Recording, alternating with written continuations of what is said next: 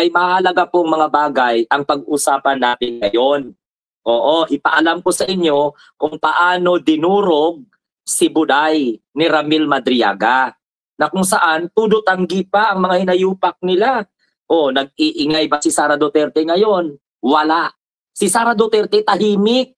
O, dahil the more na magsasalita siya, the more na makikitaan siya ng kawalang hiyaan ng mga Pilipino. O, di ba? So kung kayo po ay mga taga-suporta ni Sara Duterte, huminahon kayo. Mag-isip-isip na kayo. Pag-aralan ninyo ang statement ni Madriaga dahil yun ay totoong pinanumpaan. Nagets ninyo? Sinumpaan po yun. Hindi po yun katulad ng statement ni Gutesa na dinampot lang sa kangkungan. Naalala ba ninyo yung statement ni Gutesa na kung saan mga kamunting tinig ay ginawang state witness or ginawang witness ni Marcoleta? O nasaan na ngayon?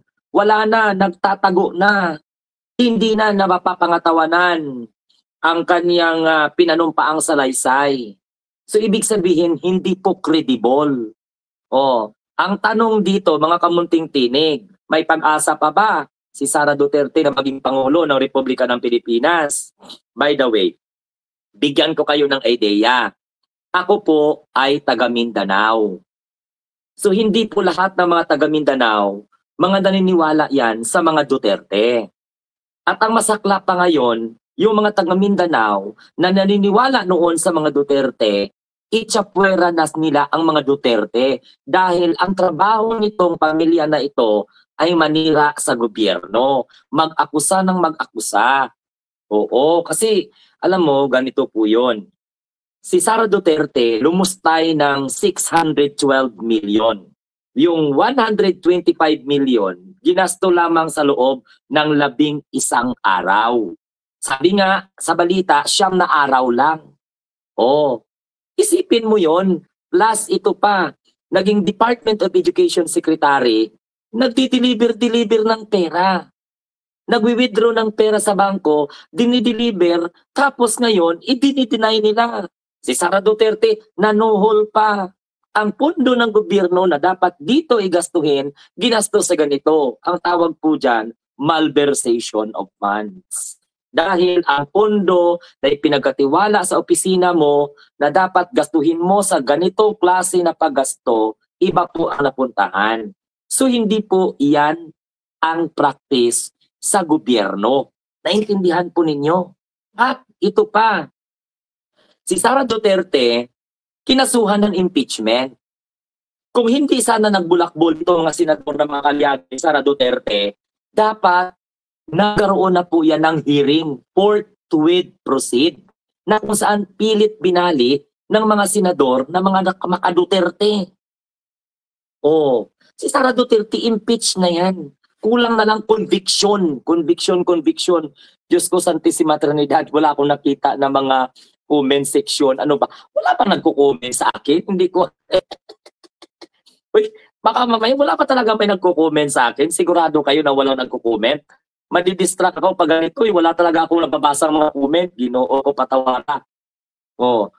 Tingnan mo nga yan pag sa Facebook. Baka mamaya hanapin mo yung Bingador. Oh, bala kayo dyan kaya hindi ko kayo makomment. Oy, naku, mayroon na palang comment. Magandang umaga kay Paul Agustin Tunay. O, tunay ka talaga, Paul Agustin, kasi kukomment ka ngayon. No? Magandang hapon, o magandang umaga, anumang oras. So ito po, dito po makamunting tinig, mag-iikot. O, nandito pala si Vancouver Jim. Good morning, good morning, good morning. Si Diday11, maraming salamat, mga subscriber yan ng Munting Tinig at supporter din ng Bingador. Paabutin natin ng 1,000 para makarating kay Sara Duterte itong ating mga sinasabi. Uy, live pala talaga. O siyempre naman, kayo naman talaga. Buhay pa kaya ako, hindi ito Espiritu Santo ha. Ito po ay talagang totoong katawan ko ito. Nang bebenga ito dito sa channel ng Bingador. Oh, kaya nga huwag kayong mahiya.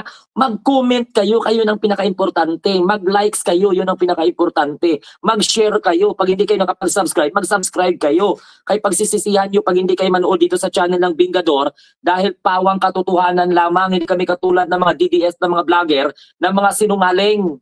ng mga hinayupak, na mga naninira dahil lamang po sa ngalan ng pera. Kami dito, tulungan nyo tong channel na to dahil ito yung channel na nagsasama-sama ang mga magigiting na mga tagapagtanggol ng gobyerno. Naintindihan po ninyo? O kung ikaw ay Duterte Die Hard supporters, takpan mo yung ng bulak yung tainga mo at ilong mo. O, at damdamin mo ang bawat salita na namumutawi sa aking mga bunganga dahil hindi po ito kaipokrituhan. Pinapaliwanagan ko kayo na maghunos dili na kayo. Bumalik loob na kayo sa gobyerno. Iwanan nyo na yung mga maka-Duterte dahil walang mapapala na mabuti ang bansa na yan. Pag maging Duterte Die Hard supporters ka, mawawala yung sense of nationalism mo. Dahil hindi nila alam yung maka-Diyos, maka-tao, makakalikasan, makabayan, at makabansa. Wala po si Sara Duterte na tawag na visionary skills. Oo, hindi magiging maunlad ang Pilipinas. Kasi tatay niya nga hinawakan yung Pilipinas. Ano nangyari? Wala. Drama-drama lang yung war on drugs. So ano nangyari sa tatay niya? Nakakulong. O, sinong dahilan kung bakit hindi makalabas? Mga anak niya, mga taga-suporta niyang mga hinayupak. Dito kayo manood dahil dito ang totoo na komentaryo na walang kinakatakutan. Utot lang pag mabaho. Dito, sa channel ng Bingador, ipapaliwanag ko sa inyo na ang pangarap ni Sara Duterte na maging Pangulo, wala na. Sira-sira na. Kaya nga tayo nga nangangarap din na hindi po dapat ito makapile ng certificate of candidacy sa 2028. Dapat nga tuluyan na ito ng ma-impeach. Conviction na lang yung kulang. No? O ngayon, naintindihan na ng mga senador yung forthwith proceed.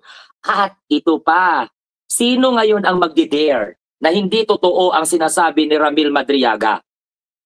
Si Ramil Madriaga, sabi ng mga DDS, sinungaling daw. Paano mo tatawaging sinungaling ang isang taong sinumpaan ang kanyang affidavit? Naka-notarize public ang kanyang affidavit. Close ito kay Sara Duterte.